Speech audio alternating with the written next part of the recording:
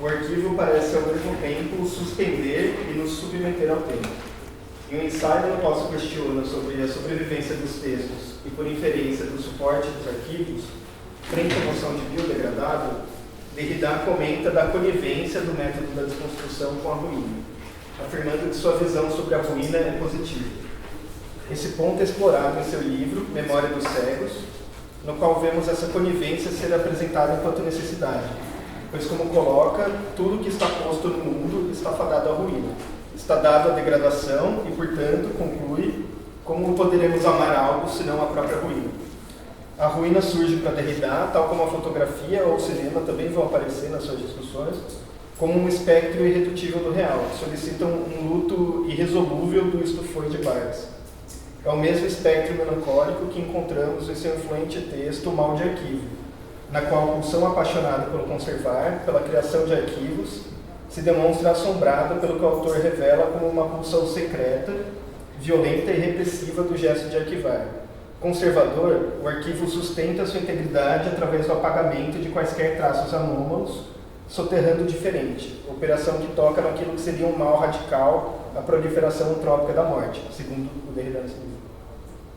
E porque o arquivo quer se instituir uma lei hermenêutica, ele requer o homogêneo e a repetição, a thanatos freudiano em si. Morte e arquivo se inscrevem assim na mesma moeda, daquilo que Derrida nomeia de anarquivo, escrevendo que não haveria desejo de arquivo sem a finitude radical, que condena o próprio documento. Com isso, parece sancionar, talvez a contragosto, algo como uma lei universal e messiânica da entropia para os arquivos. Sua inicial conservação de energia está fadada a dissipar, se neutralizar, apagar seus rastros e nulificar sua trajetória, pois essa energia está sempre ameaçada de homogeneização. Pensar no mal de arquivo, como coloca Christa Blanlinger em seu livro sobre found footage, é pensar no mal do mal de arquivo que se proliferou sobre os discursos de história na arte contemporânea,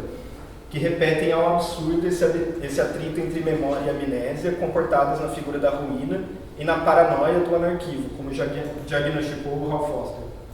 E é na figura da ruína, por atacado, que o pensamento pós-moderno de Derrida se conecta ao pensamento alegórico de Benjamin.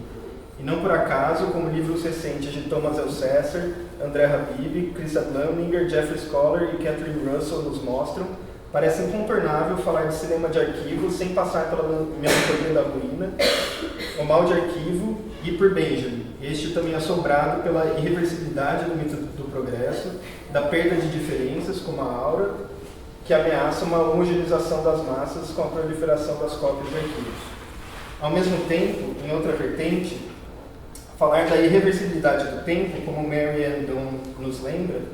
é falar do cinema e suas raízes no século XIX com a instituição da ciência termodinâmica, que criava junto da segunda lei, a lei da entropia, e com elas com as convicções culturais, sociais e cósmicas de uma inevitabilidade histórica da degradação e do declínio, de descida à desordem e ao caos, que davam eco às primeiras críticas de uma modernidade desenfreada. A autora nos resume essa lei da entropia como aquela que reconhece que a energia utilizável termina por, irreversivelmente, se exaurir e dissipar, levando inevitavelmente à degeneração e morte de um sistema fechado. E assim, ao fazer da dimensão temporal algo inescapável, chancela ambas as possibilidades de progresso e declínio histórico.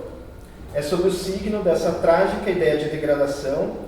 que história e entropia são inventados de um só golpe, escreve Michel Serres, que ainda inclui aqui o tempo freudiano. E começamos a notar aqui que o cinema de arquivo costuma tensionar todos esses campos. Como a antropóloga visual Catherine Russell desenvolve em seu livro Experimental Ethnography, o cinema de arquivo tende ao fim da história, o que aqui equivale a dizer que a condena ao pessimismo entrópico. Sua análise segue para demonstrar o apreço de filmes do gênero com os imaginários apocalípticos.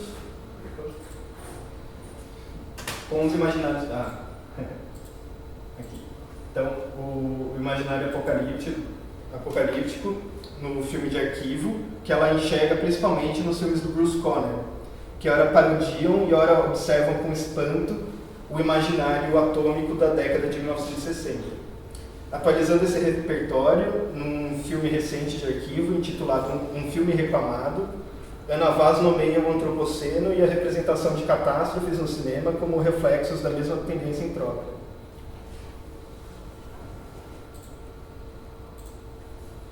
Esse mito da entropia inescapável, unido da obsolescência industrial da película e os abalos da migração digital do cinema, levam a alegoria da ruína ao paroxismo nos filmes contemporâneos de found footage, quando na superfície mesma das imagens passa-se a incorporar ou mesmo a serem induzidos intempéries, as degradações e as corrosões materiais, como melhor exposto nos filmes de Bill Morrison, que elaboram ensaios sobre catástrofes do século XX a partir de imagens que também estão em catástrofe e declínio, como Decásia, de 2002. Essa obra, já em pulsão de repetição, se utiliza de algumas imagens já resgatadas uma década antes em outro filme que romantiza a ruína, Miracle Night, de Peter Delpit. Só seguindo. Em Miracle Night,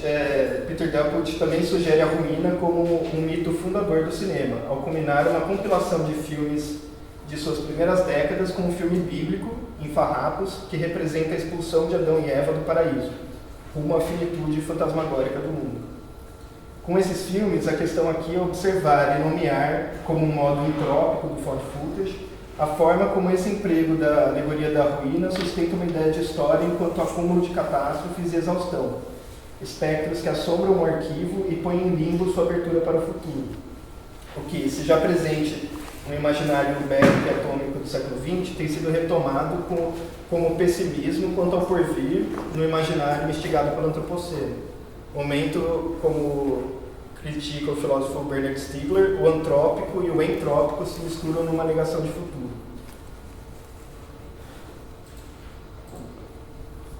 Outros cineastas dessas imagens ruiniformes e entrópicas seriam Irvan Janikin e Angela Richeluk, cujos filmes coletam arquivos esmaecidos da guerra, dos povos colonizados e dos mutilados desses conflitos,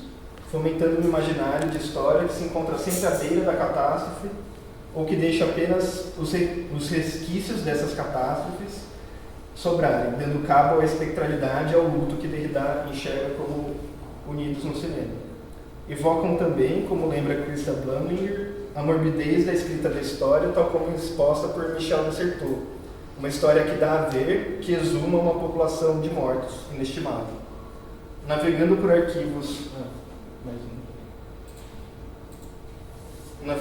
arquivos de colonização que também culminam em guerra, tal como a Giannica e Richeluk, Hitchpan inicia o filme La France et notre patrie com uma câmera que adentra a ruína, reiterando seu estatuto irredutível de alegoria do arquivo, da história e das marcas antrópicas. A história e a destruição vêm sempre a fazer sombra sobre esses arquivos. Nesse modo entrópico de found footage, a ideia benjaminiana de todo documento como documento da barbárie vê vingar seus espólios, tal como parecem discursar as imagens corroídas de Phil Solomon em seus ensaios sobre o que nomeia como o crepúsculo do século XX, ou então Memory Fade, filme do canadense Carl Brown, que reprocessa ciclicamente imagens de desastres humanos para discursar sobre perda de razão, no momento de queda que quebra a coluna do livro da vida, como ele mesmo descreve, incluindo imagens de 11 de setembro nesse seu filme de 2009. O entrópico se apresenta como um arquivo espectral de nosso declínio cinematográfico e social nesses filmes. Retomando a termodinâmica, a máxima entropia que condena um sistema ao nivelamento é um fenômeno de sistemas fechados, e a ideia de uma história completamente assombrada pelo passado de fatalidades e um futuro de perdas progressivas parece ter indícios de um discurso reflexivo que se fecha sobre si, especialmente quando essas noções de mal de arquivo, crepúsculo dos tempos e espectralidade parecem se retroalimentar a ponto de exaustão. Tom Gunning chega mesmo a se perguntar no ensaio sobre o cinema de arquivo: seria o found footage uma forma de elegia? Enquanto Christa Blumlinger destaca, o processo entrópico, quando apropriado pelo cinema de arquivo, não é necessariamente um retorno ao passado, como também um avanço do tempo sobre a matéria. Do espanto pela imagem ruiniforme, desacelerada em Decásia, que eu mostrei do Bill Morrison, passamos mesmo para a aceleração da deterioração, como no século XXI, que já surge em ruínas no filme do Carl Brown. Mas quando o arquivo e os filmes de arquivo parecem incessantemente apontar de forma melancólica para a ruína, para origens perdidas, amnésia exponencial e luto extemporâneo pela finitude, se unindo às novas narrativas de fim dos tempos, torna-se produtivo especular sobre outras formulações possíveis, que habilitem quaisquer noções de posteridade a algum futuro habitável. O arquivo, como Derrida lembra, é também uma casa.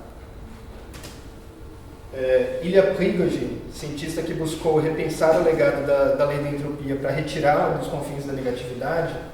apontou como é o complexo jogo entre gravidade e entropia que move o macrocosmos,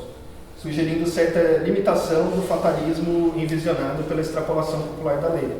visto que essa entropia mortal não explicaria a emergência local, em aparente contramão do tempo, de formas complexas na evolução do universo, do qual a vida humana e seus arquivos são exemplos. Por alterar localmente a rota do declínio, foi sugerido nomear esse processo de negentropia, ou entropia negativa. Embora globalmente se reconheça que esse processo é um processo que contribui à entropia total de um ambiente. Porém, é por seu potencial metafísico que esse conceito é explorado por Bernard Stiegler em seu livro Negantropy,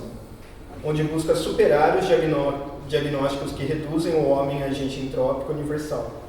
resgatando criticamente esse conceito de negentropia, que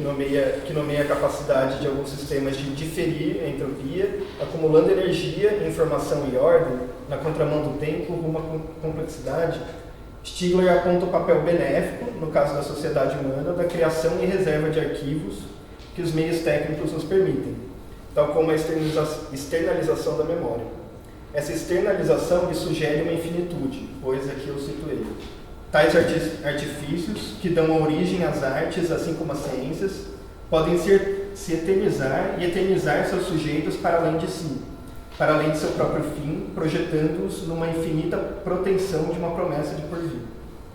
O cinema seria para ele um exemplo importante dessa negentropia, pois renova e impulsiona as energias psíquicas, singularizando e individuando o espectador que com ele interage. Uma ideia semelhante de metabolismo energético do cinema também é sugerida por Hollis Frampton nos seus textos por uma meta-história do cinema e Incisions in History, Segments of Eternity. Ele pensa num cinema que se torna arte depois de sua obsolescência, integrando assim os meios de uma sobrevivência psíquica do ser humano, perpetuando-se enquanto recurso.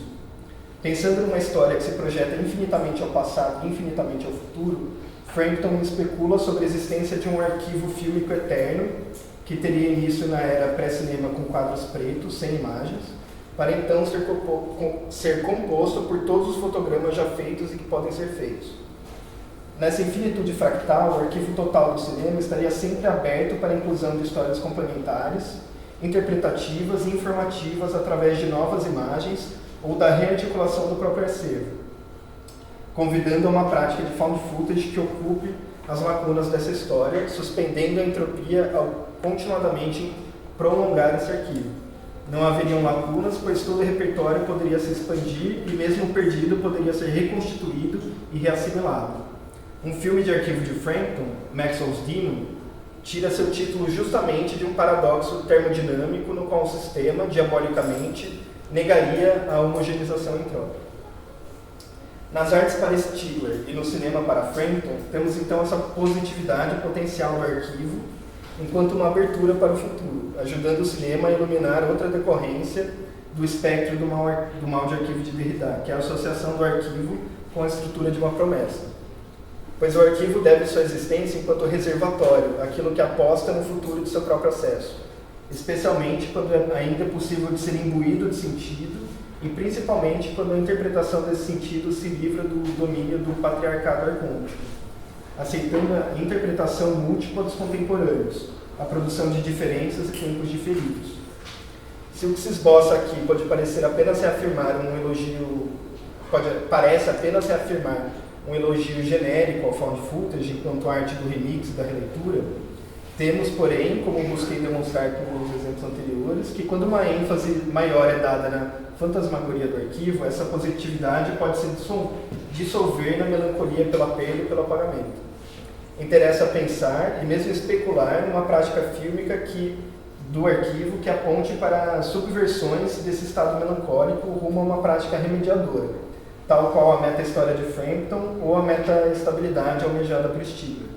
O futuro é negentrópico, escreve o filósofo, pois opera através de singularizações e diferenciações contínuas que garantem sustentabilidade relativa a um sistema. Em outro momento, Stigler parafraseia Frank Capra: o cinema luta contra o mal do cinema a partir dos próprios recursos do cinema.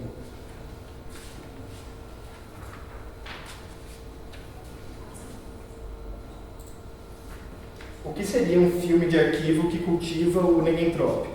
No momento, observe esses movimentos em filmes de found footage que singularizam e individuam um fragmento da história do cinema, estabelecendo com ele uma relação íntima, na qual a ruína de imagens não é o espectro da história, mas sim a manufatura, como já nomeou Peter Cherkessky, aquilo que expõe traços de um narrador colecionador, apontando uma vivência não da imagem, mas uma vivência com a imagem, que a carrega de sentido e que busca que essa intimidade prolifere, potencializando o encontro exossomático com o arquivo, ou seja, da troca de energias com aquilo que ele reserva. As próprias origens da reapropriação fílmica apresentam um movimento desse tipo, quando Joseph Cornell remonta em 1936 o filme East of Burnell, de modo a fazer com que a figura da atriz Rose Hobart eclipse toda a narrativa do filme, cuja trilha sonora é trocada por um disco do gosto de artista, que também adiciona filtros de cores diferentes nas 3 versões que fez do filme, imprimindo assim sua subjetividade e uma multiplicidade sobre o material. Seu filme, Rose Hobart, busca canalizar a energia da atriz, cujo olhar de Medusa pulsa pelas cenas e desacelera as ações do filme, e com isso a arquiva para apreciação renovada. Esse potencial de reservatório de energias, de reversão da entropia que o cinema e o arquivo permitem, é também o que estrutura seu filme By Night with Tortured Spirit,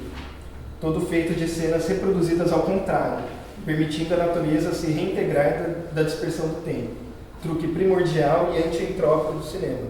A máquina fotográfica, afinal, é um dispositivo para acúmulo de energias, escreve Hollis Frampton, e tem o poder de ressuscitar corpos. O found footage que se pensa aqui, tentativamente, é mais do que aquele do artista que encontra imagens. É do artista que se encontra nas imagens, que as absorve em seu fazer artístico. Décadas depois de Cornell, esse metabolismo positivo do encontro com a imagem é o que move alguns filmes do nova-iorquino Jerry Tartaglia, que em Remembrance mistura imagens de sua infância com imagens do arquivo pessoal que guardou dos filmes de Greta Garbo, musa que lhe serviu de escape para sua sexualidade reprimida ao longo dos anos.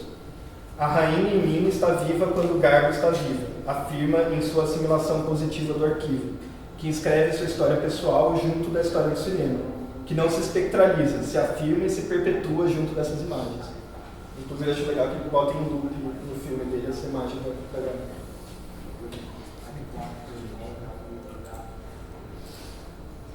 Mesmo a ruína de imagens oferece outros valores nesses filmes, surgindo como uma matriz sensorial no filme The Profundis, de Lawrence Gross,